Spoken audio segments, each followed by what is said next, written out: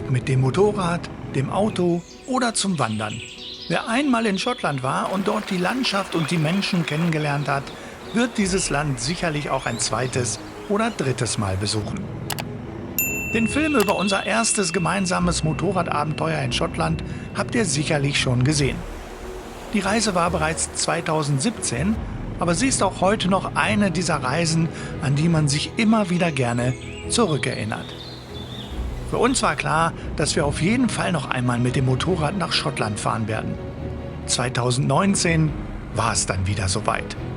Und so starteten Lisa, André und ich im Mai 2019 mit unserer zweiten Motorradreise nach Schottland. Dass es dieses Mal aber anders wurde als erwartet, konnten wir ja nicht ahnen. Aber seht selbst.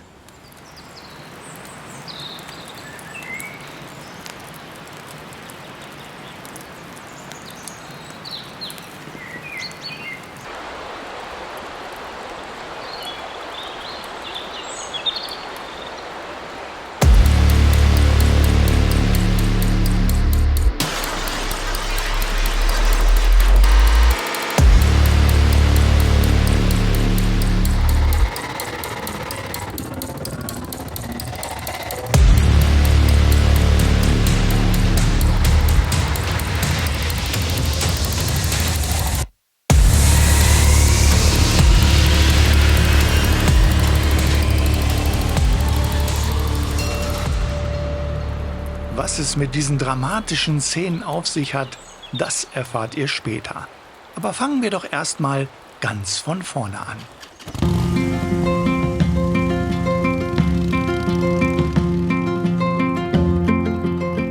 Mai 2019. Endlich hatte das Warten ein Ende. 2 Jahre nach unserer ersten Reise war es endlich wieder soweit. Schottland 2.0, wir kommen. Wie auch schon bei unserer ersten Reise trafen wir uns an der Aral-Tankstelle in Berkane. Von hier aus starteten wir mit unserer ersten Etappe zum Hafen in Amsterdam.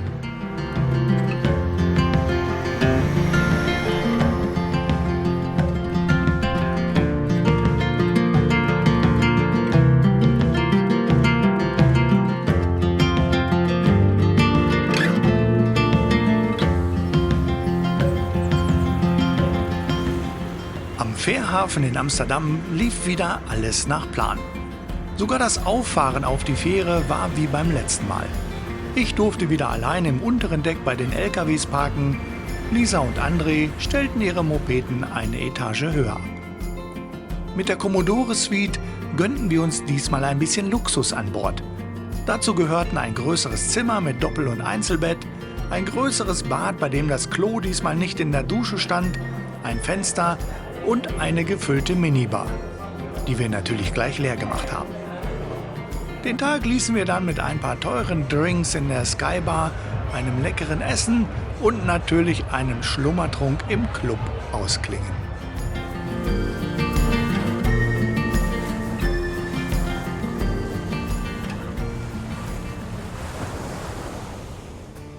Für die beiden Schottland-Filme habe ich wieder die GPX-Daten und weitere Informationen für euch bereitgestellt. Wenn ihr wissen möchtet, wie ihr diese Daten erhalten könnt, dann schaut doch mal in die Videobeschreibung. Mit diesem Geräusch wurden wir am nächsten Morgen geweckt. Eigentlich nervte es schon die ganze Nacht. Aber keiner von uns hatte Bock, die klappernde Metallleiste an der Klotür zu befestigen oder am besten ganz abzureißen. Aber wenigstens schien schon mal wieder die Sonne. Ein weiterer Vorteil der Commodore Suite war auch die Möglichkeit, in einem kleineren, abseits des Trubels gelegenen VIP-Frühstücksraum zu frühstücken. Sehr angenehm. Hier gab es alles, was man für einen guten Start in den Tag benötigt.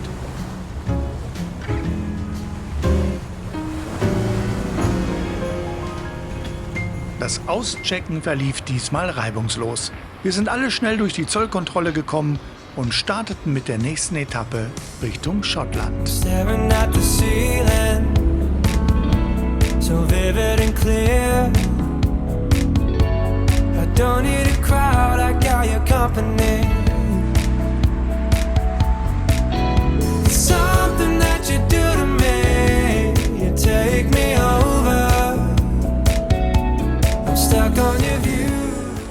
Unseren ersten Halt machten wir in Eyemouth, einem kleinen Fischerort im Nordosten von Schottland.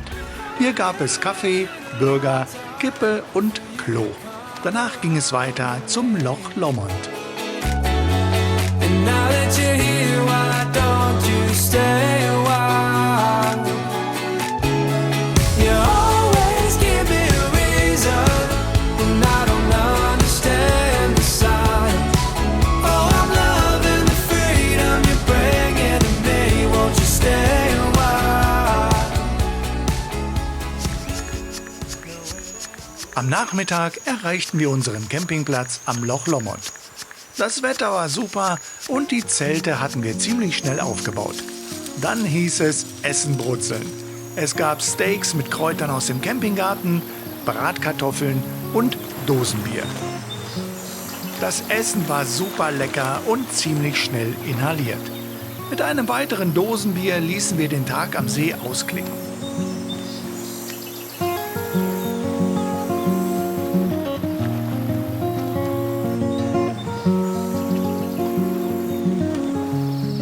Und jetzt mal ehrlich, Freunde. Was gibt es denn Schöneres, als nach einem langen Tag auf dem Motorrad mit Freunden am See zu sitzen und einen guten Whisky zu trinken?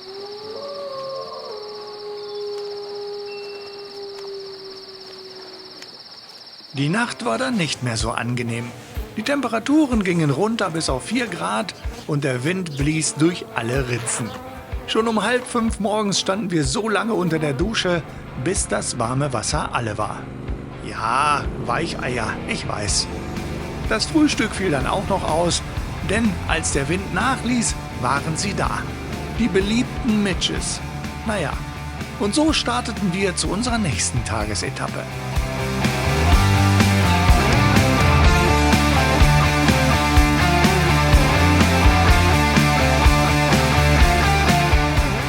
An dieser alten Telefonzelle mussten wir unbedingt einen kleinen Stopp einlegen. Aber nicht, um mitten in der Pampa die Oma anzurufen, nein, sondern um diese zotteligen Highland-Rinder zu fotografieren.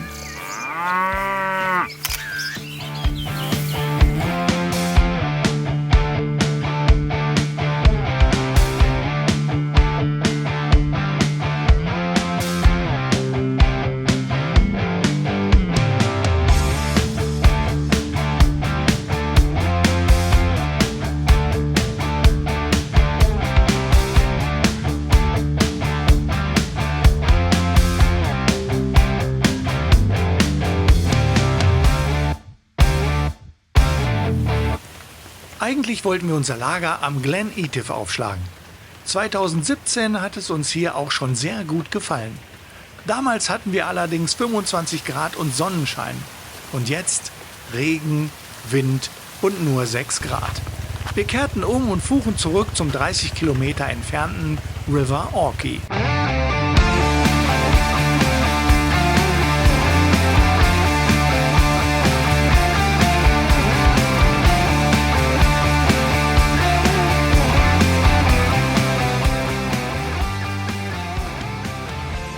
Am River Orkney hatten wir schnell den passenden Lagerplatz gefunden. Und hier schien sogar ein bisschen die Sonne.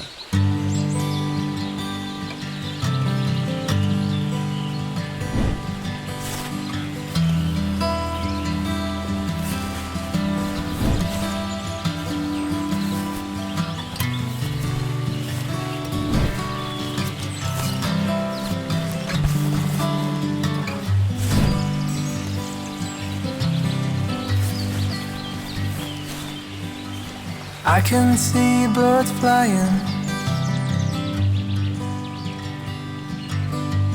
I see children smiling. Dann mussten wir nur noch unser Lagerfeuer in Gang bringen. Hat etwas gedauert, aber schließlich doch funktioniert. Lisa hatte so ein komisches Pulver aus dem Harry Potter Laden dabei. Es leuchtete blau und ging dann auch nicht mehr aus. Dann konnten wir damit beginnen, unser Essen zuzubereiten. Heute gab es das, was wir unterwegs überfahren hatten. Nein, natürlich nicht. Es gab wieder Steaks mit Kartoffelpüree. Dosenbier hatten wir nicht mehr. Stattdessen aber eine schöne Flasche Whisky. Nach dem Essen war erstmal der Abwasch dran und danach konnten wir den Abend in der schönen Natur ausklingen lassen. We can grow old together.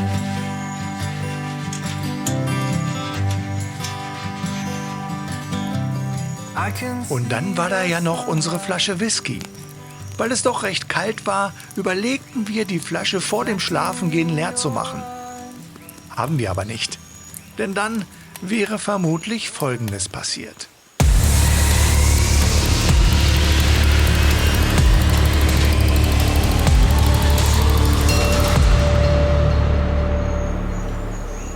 Wir gönnten uns nur 1 bis 2 Gläschen und haben uns die restliche Zeit mit Tee aufgewärmt.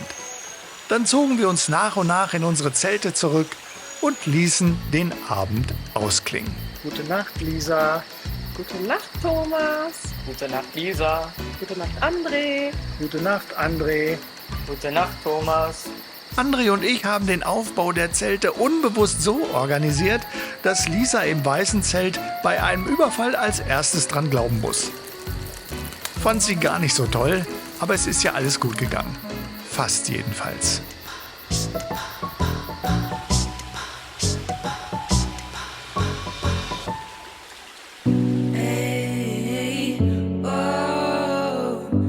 Die Nacht am River Orkney war ruhig, obwohl wir der festen Überzeugung waren, dass nachts jemand um unser Zelt geschlichen ist. Wir haben sogar die Fußabdrücke gefunden, die vorher noch nicht da waren. Wie auch immer, wir haben es ja überlebt. Und so ging es dann weiter über die Glencoe Mountains nach Skye. So make the cold gray gold. Your face will never be the same. Flame bold, you'll steal the sun. When the only weapon is your name.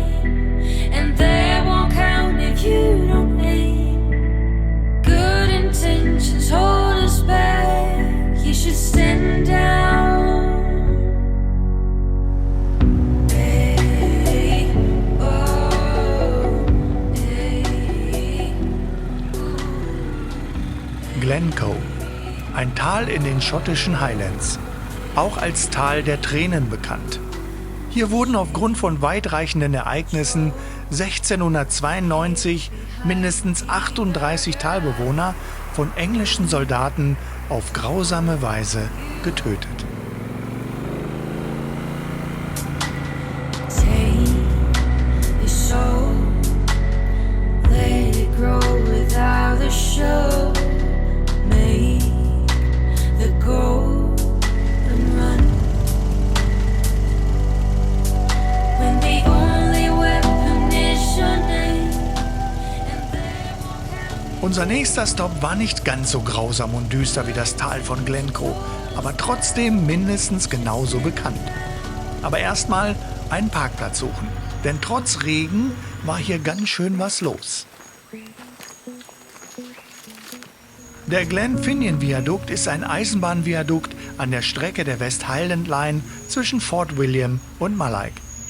Gebaut wurde er zwischen 1897 und 1898.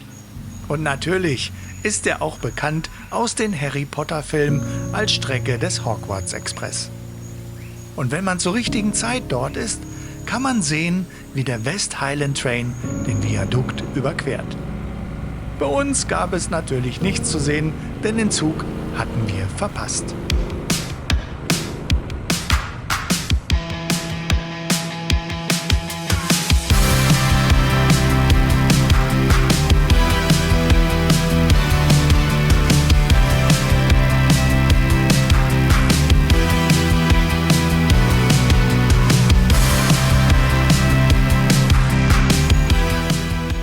Filmkulissen gibt es in Schottland an jeder Ecke.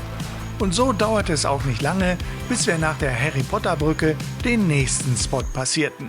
Eilean Donnan Castle. Diese Burg ist übrigens bekannt aus Highlander.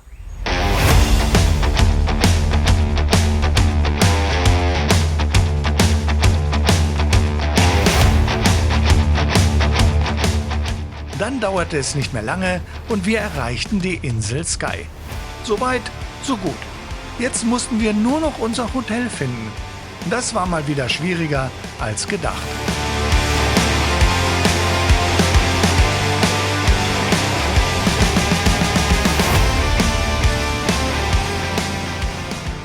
Eigentlich waren wir hier schon richtig und wenn wir auf das Schild geachtet hätten, wären wir auch schneller ans Ziel gekommen.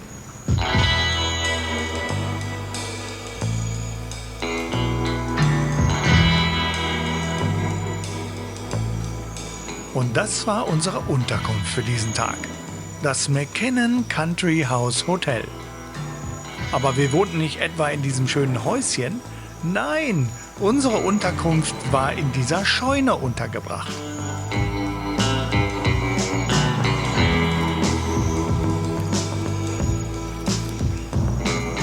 Es sah Gott sei Dank nur von außen so aus. Von innen war es sehr angenehm.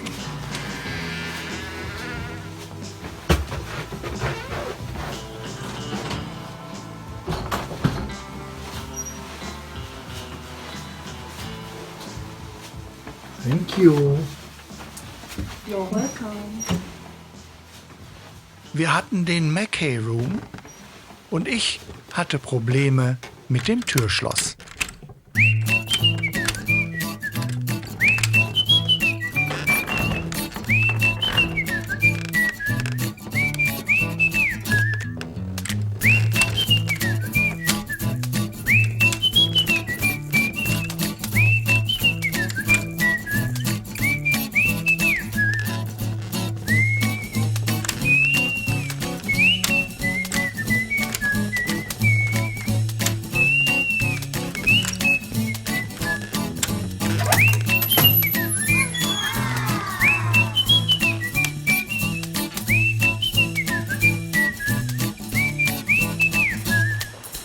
Auch diesen Abend ließen wir wieder ganz entspannt ausklingen. Wir suchten uns ein gemütliches Pub, tranken Bier, aßen Pizza und freuten uns auf den nächsten Tag. Die Nacht in unserer Scheune tat gut und nach einem leckeren schottischen Frühstück starteten wir in einen fahrintensiven Tag. Los ging es mit der Umrundung der Insel Skye. Don't let go. Don't give up, there's rest for your weary soul. And time to heal, yet still you fight with what you're told. And hold on to your scars and wounds and paths of home. And I said, ooh, what would you do if you could lose all your burdens? Yeah, and I said, Auf einem Parkplatz machten wir eine für uns interessante Entdeckung. Aber für die kleinen schottischen Dörfer anscheinend völlig normal. Hier gibt es keine festen Bankgebäude wie bei uns. Nein, hier gibt es das Bankmobil. Eine mobile Sparkasse. Das traf sich gut. Hier konnten wir gleich noch ein paar ältere Scheine tauschen. Ebenfalls kurios war es an dieser Tankstelle. Weil wir es wieder nicht gecheckt haben, kostete André und mich der Kaffee rund 13 €. Ganz schön teuer auf der Insel, haben wir gedacht, aber brav bezahlt. Dann ging das Gelächter los und die Kassiererin fragte uns, ob wir jetzt wirklich 13 € für einen Kaffee bezahlt haben. Denn sie hat uns versehentlich die Tanksäule eines anderen noch mitberechnet.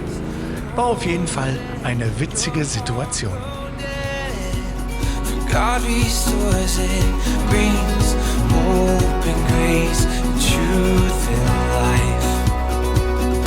And I said, ooh, what would you do if you could lose all your burdens? Der Gebirgspass Bellach na Bar verbindet die Applecross-Halbinsel mit Loch Carron. Er gehört zu einer der schönsten, aber auch gefährlichsten Routen Schottlands. Und als Lisa uns dann wieder eingeholt hatte, konnten wir los.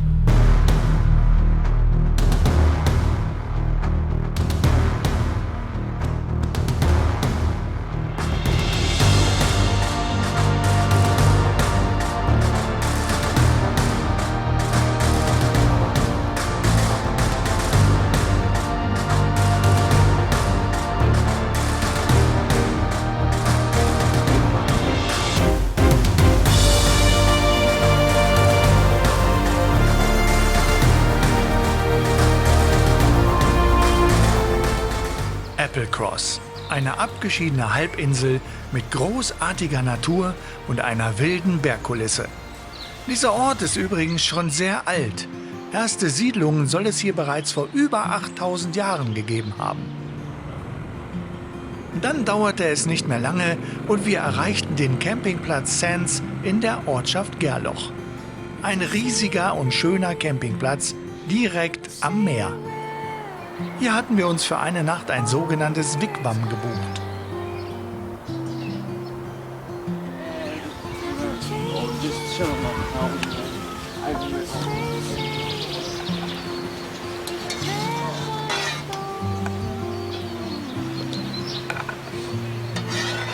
Andere wird heute eingekuschelt.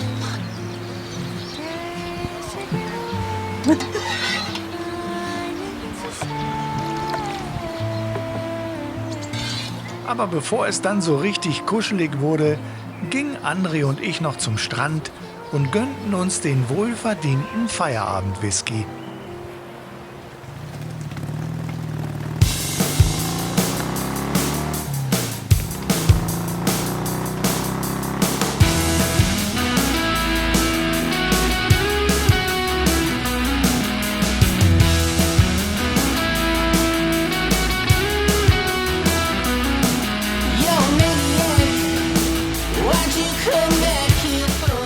Am frühen Nachmittag kamen wir nach Ullapool, eine kleine Hafenstadt mit nur 1500 Einwohnern.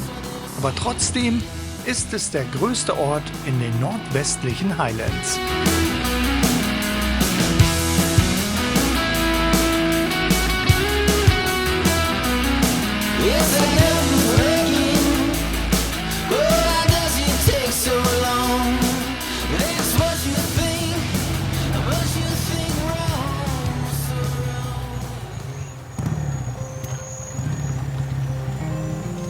Calder House.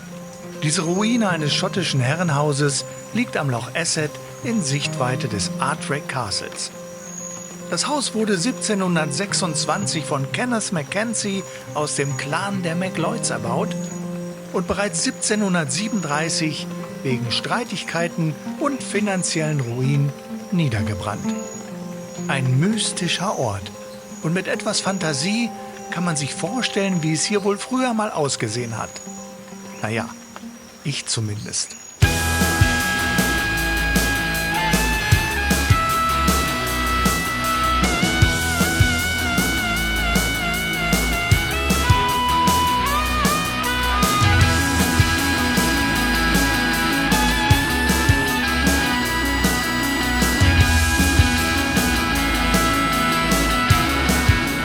Ab jetzt wurde die Gegend immer karger, die Straßen immer schmaler und die Grasnarben immer breiter.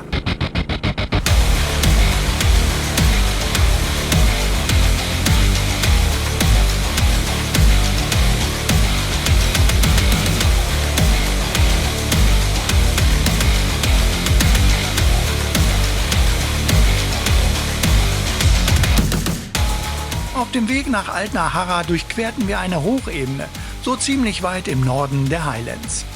Hier gibt es nichts.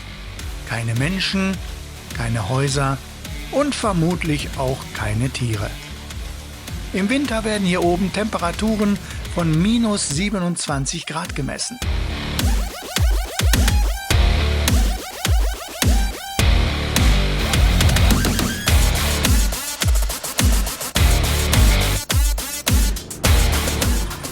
André und ich sind so ziemlich weit vorausgefahren und um uns einzuholen, musste Lisa ordentlich ihre Hupe quälen.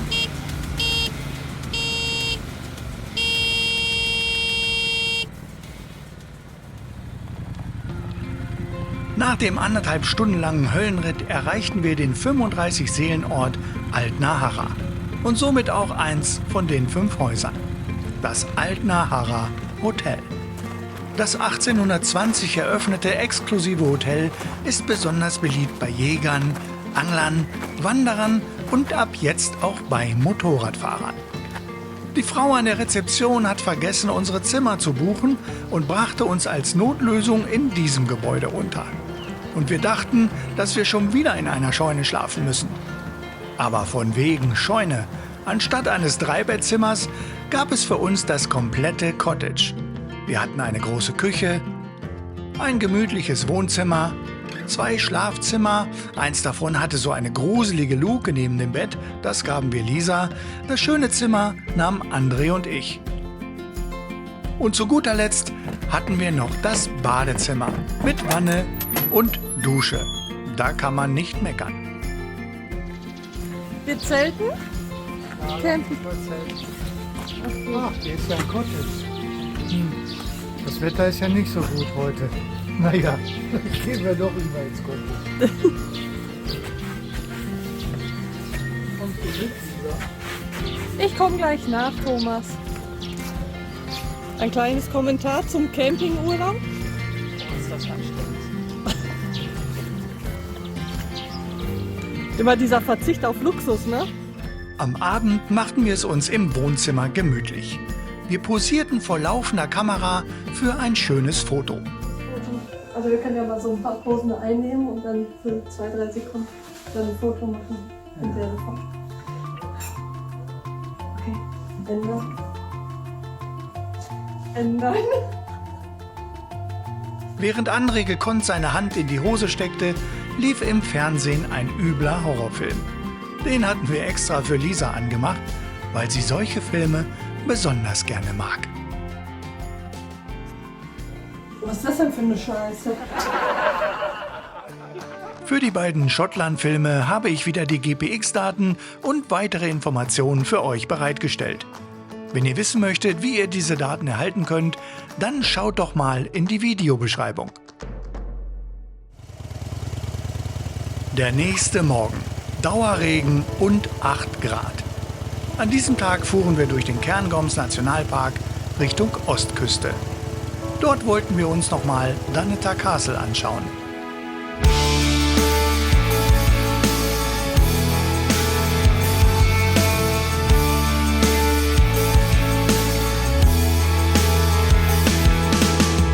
Violet as a color crayon. We were running through the fields, you had flowers in your hand. We were all chasing phantoms. Baby, you would hold them still and I'd grab on. Yeah, well, if you're scared of the dark, let the rundown street lights be your stars. And then picture swings in the park, and I'll swing with you. Sing it with me. Sing it with me. And we'll go howling at the moon. It's no use living if you're already dead. It's not worth saying if it's already. Wie das halt immer so ist. Als wir vor 2 Jahren hier waren, hatten wir bestes Wetter. Aber das Castle hatte geschlossen. Diesmal war es geöffnet, aber das Wetter, naja. Und weil wir ja sowieso schon eingeweicht waren, war uns das auch egal. Und wir machten uns auf, um Dunnottar Castle zu besichtigen. I wonder if you'd stay, if you knew the things I've kept away. I wonder what you'll do. Would you charge me with your hate? You never really knew just how terribly I needed you. You are nowhere. Das war eine spannende Tour mit viel Geschichte. Den Regen hatten wir mittlerweile komplett vergessen. Und dass wir den ganzen Weg, den wir hier runtergelatscht sind, auch wieder hoch müssen, hatten wir auch vergessen. Oben angekommen, ging es auf direktem Weg zu unserem Hotel in Stonehaven. Stonehaven ist eine Kleinstadt mit 11.400 Einwohnern an der Nordostküste Schottlands. Man sagt, dass 1992 in diesem Ort in der Carron Fish Bar der frittierte Maßriegel erfunden wurde. In unserem Hotel, den Number 44, ließen wir den Abend aber mit etwas Nahrhafterem ausklingen. Ach ja, die Zimmer waren auch okay. Unseres hatte sogar einen Mehrblick. Lisas nicht. Eier, Speck und Bohnen, was will man mehr? Nach dem herzhaften Frühstück ging es weiter entlang der Ostküste Richtung Edinburgh.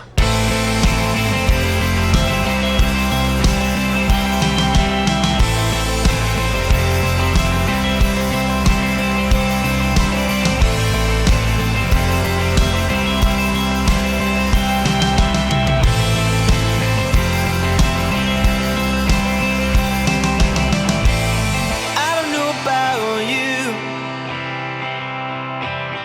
but I've been keeping myself from feeling. It's like I'm scared of the truth. These days are numbered and there's no changing. Am frühen Nachmittag kamen wir nach Crail, ein kleiner Fischerort auf der Halbinsel Fife. Ursprünglich lebte der Ort vom Fischfang, daher stammt auch der Name Crail Harbour. Bereits im 9. Jahrhundert gab es hier regen Handel mit dem englischen Kontinent. Bevor es für uns nach Edinburgh weiterging, genossen wir noch einmal die Ruhe vor dem Sturm. Im Crail Harbour Gallery and Tea Room wärmten wir uns bei Kaffee, Tee und Kuchen in einer gemütlichen Atmosphäre auf.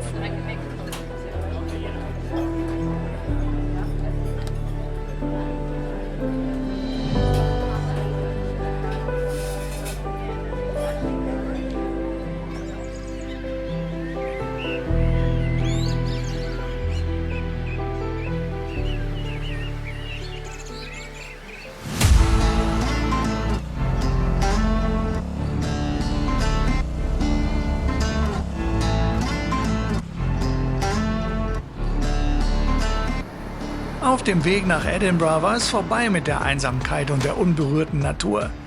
Der Verkehr wurde immer dichter und die Städte immer größer. In Edinburgh selbst wurde es dann etwas hektisch, weil wir aufgrund vieler Baustellen und dem Linksverkehr einige Male an unserem Hotel vorbeigefahren sind. Irgendwann hat das dann auch geklappt und wir haben das Hotel gefunden. Den Abend ließen wir dann mit Pizza und vielleicht ein paar Getränken zu viel ausklingen. Woke up cold and out of touch. The photos and Am nächsten Morgen regnete es natürlich wieder und wir quälten uns im Linksverkehr der Großstadt zum Fährhafen in Newcastle. but you still feel so far away. Do you remember when I died? Stepped on that. Am Fährhafen lief wieder alles reibungslos. Mittlerweile hatte es auch aufgehört zu regnen. Und es sah so aus, als würde sogar ein bisschen die Sonne rauskommen. Das war ja wieder klar. Nach kurzer Wartezeit kam wieder der spannende Teil des Tages. Das Auffahren auf die Fähre. Aber das ist mittlerweile auch kein Problem mehr gewesen. Will the rain ever stop reminding me of you?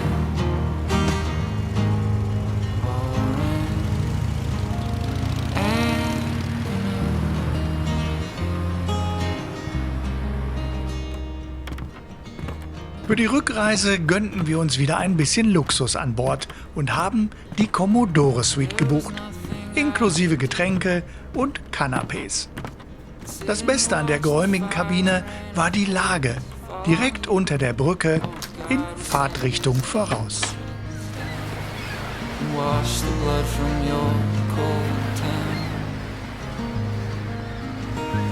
Will the rain ever stop? Will the rain ever stop?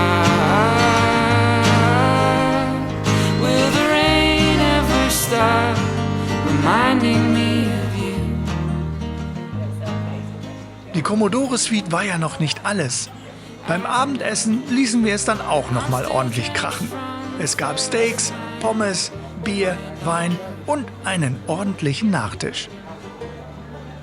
Unsere letzte Kohle verzockten wir dann im Spielcasino.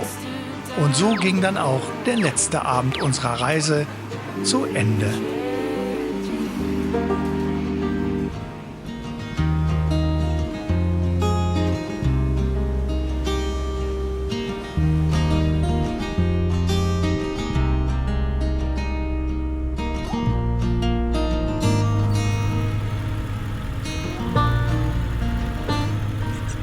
Nachdem das Schiff im Fährhafen angelegt hatte, starteten wir nun mit unserer letzten Etappe. Von Amsterdam zurück nach Bergkamen. Es war ein bisschen deprimierend. Nicht nur, dass unsere Reise schon vorbei war, sondern auch, dass das Wetter hier viel besser war als auf der ganzen Reise. So gefühlt.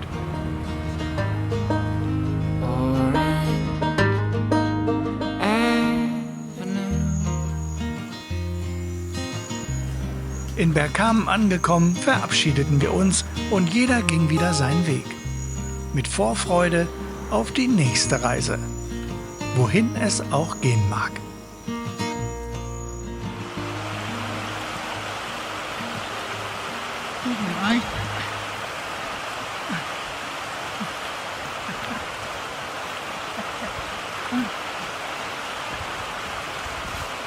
Jetzt aufstehen, Lisa.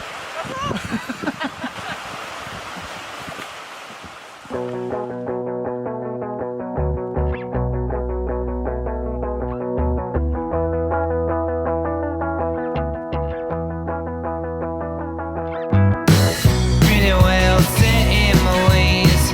Don't fall for the latest craze, it's a scam.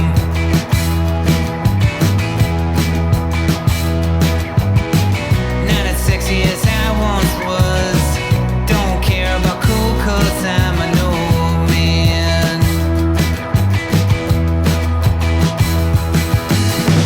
You're a boy, you're a white-eyed boy. Boy, boy, she's a wild girl. Oh yeah. It's a joy, it's a childlike joy. Like a kid with a shiny new toy. Oh yeah. Oh yeah. Oh yeah. Oh yeah.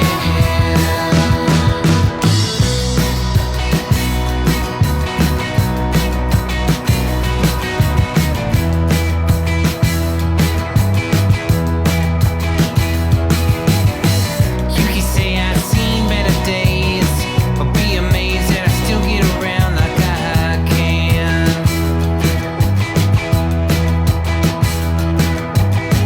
Say you're lazy and you don't care. Call you crazy and you say so, it's rock and roll, man. You're a boy, you're a white-eyed boy. Boy, boy, she's a wild girl. Oh yeah. It's a joy, it's a childlike joy. Like a kid with a shiny new toy. Oh yeah. Oh yeah. Oh yeah. Oh